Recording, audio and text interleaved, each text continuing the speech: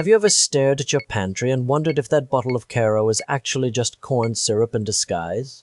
We are about to settle this kitchen mystery once and for all. Let's start with the basics. Karo syrup is not a unique ingredient type.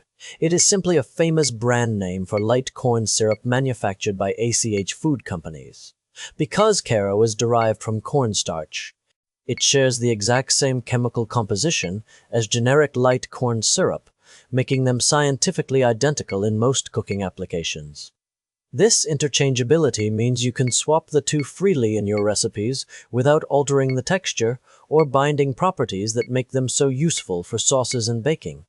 However, there are nuances. Karo Light specifically contains real vanilla and salt, which enhances flavor in dishes like pecan pie without using high fructose corn syrup. For over a century, this product has remained a household staple for sweetening beverages and creating thick sauces, proving its reliability in the culinary world.